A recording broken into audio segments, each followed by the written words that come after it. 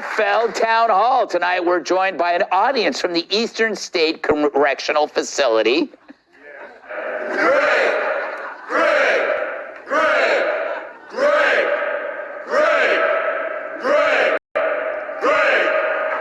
Greg, as well as a youth groups from around the world.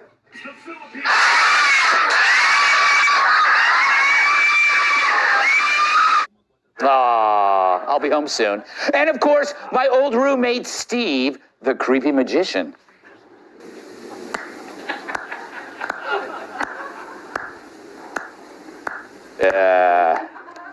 Take that, special report.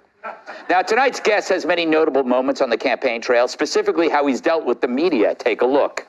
Do you condemn white supremacy and white nationalism? I mean, what this kind of, who are you with? It's the Washington Post. All right, so potato. Okay. Look at me. Of course, I condemn any form of vicious racial discrimination in this country. You didn't say that you condemn white supremacy, though. I'm not going to recite some catechism for you. I'm against vicious racial discrimination in this country. So I'm not pledging allegiance to your new religion of modern wokeism, which absolutely fits the test. I'm not going to bend the knee to your religion. I'm sorry. But do I condemn vicious racial discrimination? Yes, I do. Am I going to play your silly game of gotcha? No, I'm not. Yeah, well played. Well played! Please welcome back to the show GOP presidential candidate Vivek Ramaseadmy! All right. Vivek, we got some questions for you from viewers all over the world. The first one's from Tony. What is the most important problem that you'd fix, and how will you do it? Shut down the deep state. The people who we elect to run the government should once again be the ones who actually run the government. I don't think that's too much to ask, but it's not the way things work in the United States of America today. So as soon as I get in there, and I've been a CEO, I know if somebody works for you and you can't fire them, that means they don't work for you. Yeah. I'm going to fire 75% of the federal bureaucrats. I'm going to actually shut down government agencies that shouldn't exist. 8-year term limits for all of the bureaucrats. Zero-based budgeting. That's how you actually drain the swamp. That's how you gut the deep state. And if there's one war that I wage, it's not going to be some pointless foreign war. It's going to be the war on our own shadow government, and I'm going to win. So that's how I'm going to lead the country. So, how do you, I mean, can you actually fire all those people? Is that a thing a president can do? I didn't look it up, but can you actually do that?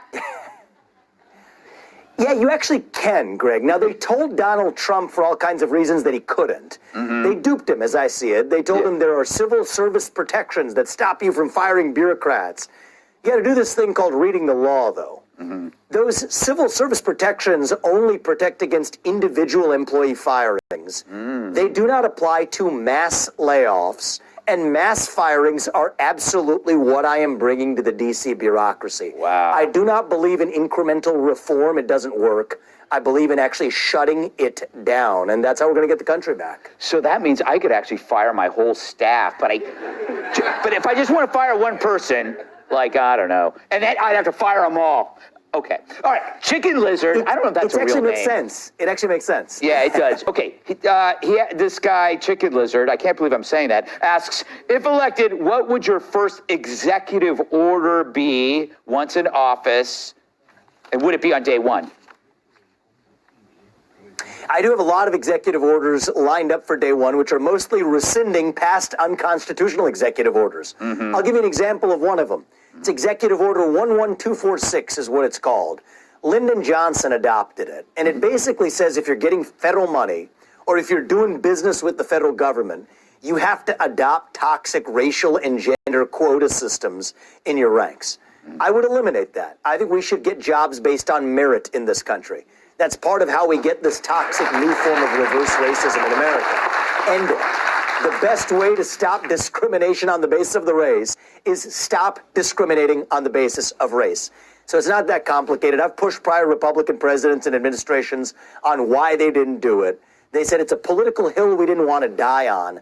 Well, I'm not afraid of dying on political hills. Actually, that's how we win at the top of those political hills, is by standing for principle. And so that's an example of one of many past executive orders that we're going to rescind one by one. And I think it's going to take a president who knows what he's doing to actually navigate that. That was exactly the one I thought he would pick, the one from Lyndon Johnson. It's in my notes. He added it in his notes. I added it in my notes. Yeah. Dane Peterson asked a pretty good question. To me, I feel this as he does. You've lauded Donald Trump's presidency, but you've also said you're the better choice because moving the country forward requires fresh legs. What do you mean by that, and how does it differ from what Trump is offering? It's a good question because it's like, what can you do that Trump can't? Sure, so I'll give you an answer to that, but there's a deeper thing going on right now that we need to talk about. What I can do that Trump can't is two things. One is I have a deeper understanding of the Constitution, so I'm not going to be duped when I shut down agencies and fire a large number of bureaucrats. When I use our military on our southern border, not just build the wall. When I actually end birthright citizenship for the kids of illegals to whom it doesn't apply. The swamp gave Trump all kinds of reasons why he couldn't do these things. I understand the current Supreme Court agrees with me 6-3, and so I'm just going to do them anyway. And if they're going to sue me, that's fine. I'm okay going to the Supreme Court because we're going to win. So I think that's part of where I'm different than Trump, and I do think I can reach the next generation and reunite this country and, dare I say, inspire the next generation, partly because I am from the next generation. And so that's what I mean by fresh legs. Gotcha. But Greg, I think there's something deeper going on right now. This is important, though. We're about to fall for a trick. I think this system wants to effectively narrow this field down to a two-horse race between Donald Trump and a puppet who they can control, then to eliminate Donald Trump from contention and trot in their puppet to the White House. I think that's the game, hiding in plain sight and staring us in the face. And I think we cannot fall into that trap. If you think this system is going to even let Donald Trump get anywhere near that White House, I want the people of this country to open their eyes, and once you see it, you cannot unsee it. And so, yes, I like the man because he got this fight started, but I view it as our job and my responsibility now to actually finish it, and I'm not going to fall into the trap that they've laid for us. Do you think it's going to be what they're trying to do is create a DeSantis-Haley or Haley-DeSantis ticket? Is that what's being worked behind the scenes, you think? I think it's not unlikely. I think the reality is Chris Christie dropping out was a little bit of a footnote, but they're narrowing the field. And I do think that Nikki Haley is a candidate that the mainstream media, combined with much of the Republican establishment and the donor class, has chosen to prop up. I initially thought it might be Gavin Newsom or Joe Biden, but actually this does a good favor for the permanent state to do it within the Republican Party itself, so they can claim nonpartisanship, but still somebody who's a reliable vessel for advancing their agenda. So they're rooting for a two-horse race between Nikki and Trump, eliminate Trump, trot in their puppet who they can control.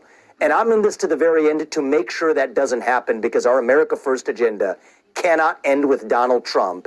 It didn't start in 2016. It started in 1776. Yeah. And I'm in this to take this another 250 years forward. All right.